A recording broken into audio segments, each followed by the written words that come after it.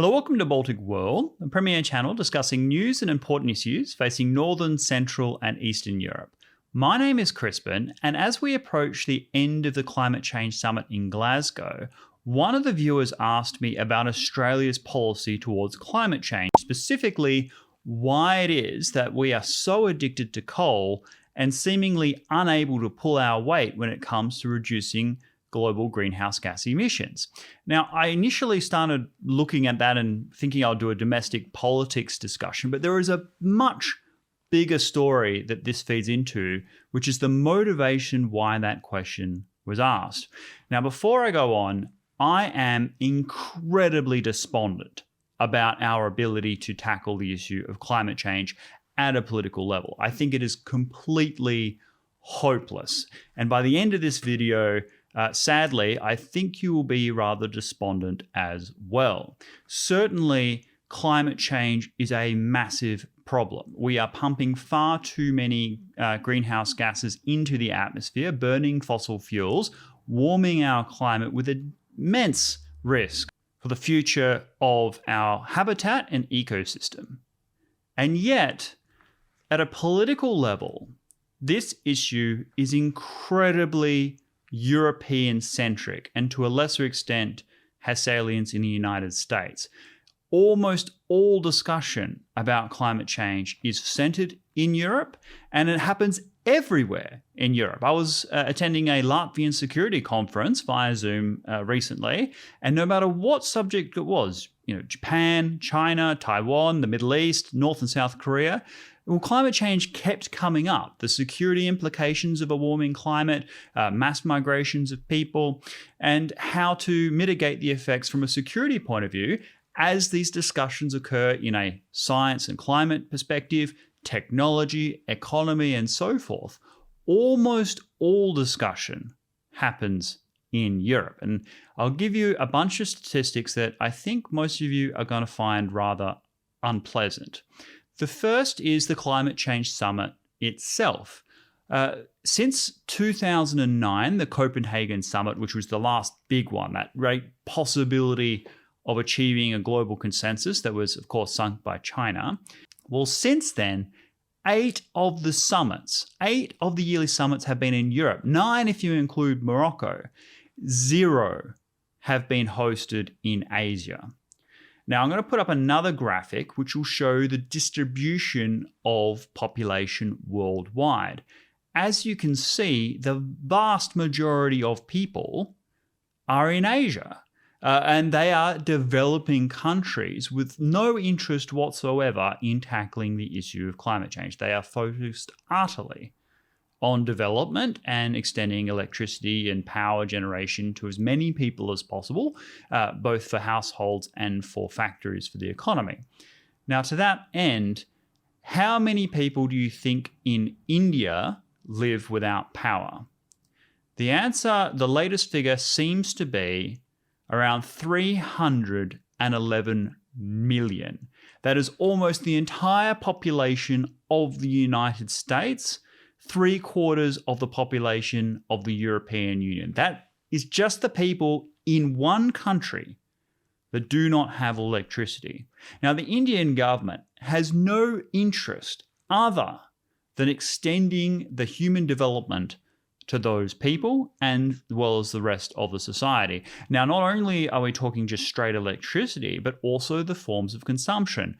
If you look at human body weight over time, well, certainly in the affluent West, there are far too many people overweight. I think 2/3 of the population are overweight or above, and yet that is a pattern of changed consumption. So we had originally been eating a lot more fresh food and vegetables, but now meat is a significant portion of our diet, huge amounts of processed foods.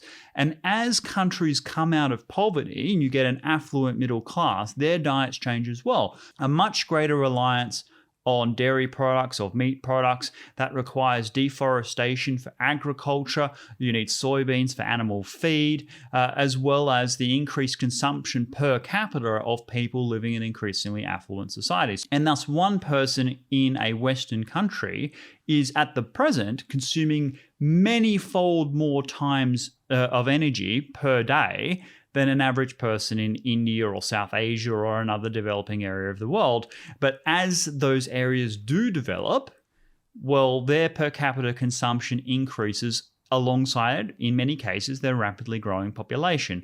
Thus, the greenhouse gas emissions is an exponential curve. And how are they going to produce electricity?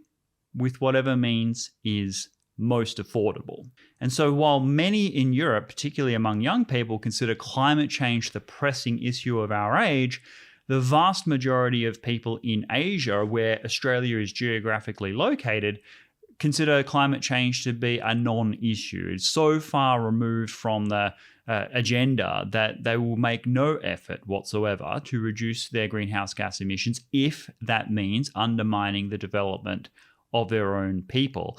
And in that regard, China is producing more greenhouse gas emissions in annual growth per year than Australia does as a highly developed country in its total amount. So at the moment, Australia is contributing a bit less than 2% of global greenhouse gas emissions, but that reduces year on year, not because we are producing less fossil fuel emissions, but because other developing countries are pumping out more and more. So unless we can get consensus at a truly global level, then there is really no hope for dealing with this subject. And to that end, I'll read out just a bit of a local press report. This is from the Sydney Morning Herald.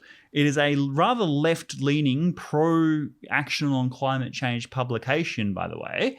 But this is an opinion piece by Bevan Shields, and it's titled COP26, a grotesque mix of rent seekers, hangers-on, and political wannabes. If hypocrisy could be harnessed as a renewable fuel source, the Glasgow Climate Summit might have a good chance of saving the planet after all. For months now, the gathering has been touted as the world's last chance to get serious about climate change. But having been here for 2 days, it's clear the event itself actually adds to the problem. So he's there. The brutal truth is that a serious gathering of world leaders and their negotiators has been hijacked by a grotesque mix of rent seekers, hangers-on, and political wannabes. Some at least arrive with the best of intentions, but their presence will have no impact on whether Glasgow ends up a success or failure and undermines the sustainability principles they repeatedly urge others to follow. The vast majority of the 30,000 attendees do not need to be here, and the United Nations and the United Kingdom should never have encouraged them to come. This is not a summit in the traditional sense. In Glasgow, world leaders are only a small slice of the climate carnival best described as a part trade fair and part public relations opportunity. Nowhere is this more apparent than in the cavernous hall hosting dozens of unique pavilions occupied by countries and organizations keen to spin a positive version of their climate credentials. Renting the space costs tens of thousands of dollars and construction costs hundreds of thousands more. An uninformed visitor to many of these pavilions could be forgiven for thinking the host countries are saving the planet through innovation when they are instead digging up fossil fuels and burning them at record rates. It is the definition of greenwashing. Now, it goes on, but you can see the cynicism oozing through this article. What this article shows is that there is no confidence that any of the major powers can cooperate to tackle climate change at a political level. And certainly when you've got a worsening relationship between the major powers involved, China and the United States, China and India, those that are emitting the most greenhouse gas emissions, those that have the greatest to gain by expanding their energy use and challenging the traditional powers that have dominated the Asia Pacific for many decades, they're not going to subordinate their national development goals for the sake of satisfying Europeans on climate change. That is absolutely certain. When people like Elon Musk point out that that which is unsustainable will not be sustained, eventually we will consume all the available fossil fuels. It's just a matter of whether or not at that stage the climate will have been so irreparably damaged that human habitation becomes significantly more fraught. Well, my concern is that technology tends to develop in multiple ways simultaneously. That is, as we begin to exhaust the available fossil fuels, new technologies will be invented for mining, exploration, extraction. That means that we'll be able to continue to access fossil fuels at an acceptable cost. The only other baseload kind of producer of energy that we have presently is nuclear power, and that comes with its own problems. There is no greenhouse gas emissions, which makes it far more preferable in my view. However, the question of spent fuel, reprocessing, it needs to be in places that are geologically stable, politically stable, and whether or not the countries that are developing retain the expertise necessary to operate these plants safely. These are massive open questions.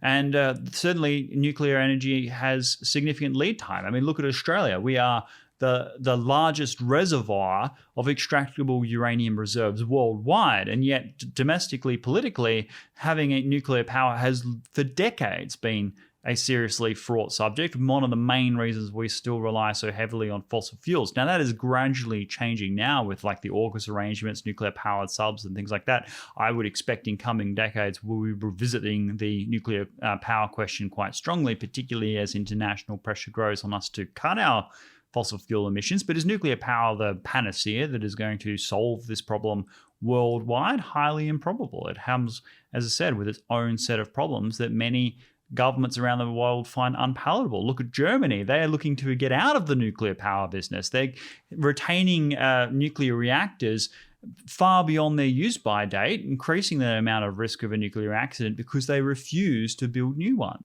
And then we have Japan, the Fukushima nuclear disaster, how that has affected nuclear reputation and confidence in that country. So this problem is not going away. The only solution that I can think of is some massive technological breakthrough that as yet we have not foreseen, which either captures the carbon that we are putting into the atmosphere and stores it again below ground safely, or produces energy at a baseload level at an acceptable cost. And because it's only through reducing the cost of sustainable energy production that we have any hope whatsoever of getting global consensus on this massive shift. Unlike some other areas, there is no substitute for energy production. We all require electricity, and we need to extend that service to people that don't have it. And many of those places are in developing countries with very large and growing populations and significant changes of personal habit and lifestyle. We are going to continue to see exponential growth in carbon emissions. And so long as that's the case, many countries across the world are going to have political cover not to act. That includes Australia. One can legitimately say Australia is a wealthy, developed country that has benefited from massive energy production and burning of fossil fuels over many decades and should do more to transition to a carbon neutral future. And I totally agree with that accusation. But Australia is next to Indonesia, India, Philippines, China. While they're pumping out more and more carbon, very easy for political parties to say, no, we're not going to risk jobs and livelihoods and industry when anything that we do is going to be wiped out within a matter of days by what happens in Asia. And the fact is they're right on that bottom line kind of level. So that is my view. It is truly disturbing. I don't wish this was the case. I don't want to have this perspective. But when we look at the hierarchy of issues that those countries are facing, climate change is near the bottom. They're focusing on human development, infrastructure, national security, changing power relationships, extending services and opportunity in business and investment. And unless that can be done at a cheaper price, then they're going to want to consume more and more coal. And Australia, as a massive coal producer, isn't going to say no to supplying that need, knowing that there are many other alternative coal sources around the world, and that anything that we do to restrict access is only going to be picked up by elsewhere. You know, at least in the case of let's say, nuclear supply, and we're a key member of the nuclear suppliers group, there is a certain legitimacy that's conferred on the recipient country when they conclude a nuclear supply agreement with Australia because of our extraordinarily and internationally recognized high standards, as well as our near monopoly on extractable uranium supplies. Other than Kazakhstan and a few other places, it's hard to actually acquire uranium at a cheap price, at a sort of a price that you would want when you're producing nuclear fuel rods. So coal is of a different beast, and coal is cheap, accessible, universal, and as a consequence of that, until we find something that's even cheaper, and that'll necessarily be a technological breakthrough, we're not going to see a consensus on climate change. But I'll be delighted to be proved wrong. So leave your comments down below. If you found value in this discussion, even if you didn't like it much, please like and subscribe, and consider sharing this video, because it probably provides at least some insight into why those in Europe who recognize climate change as a massive human security issue are finding it difficult to get traction in other parts of the world. Thank you so much. I'll see you next time. Goodbye.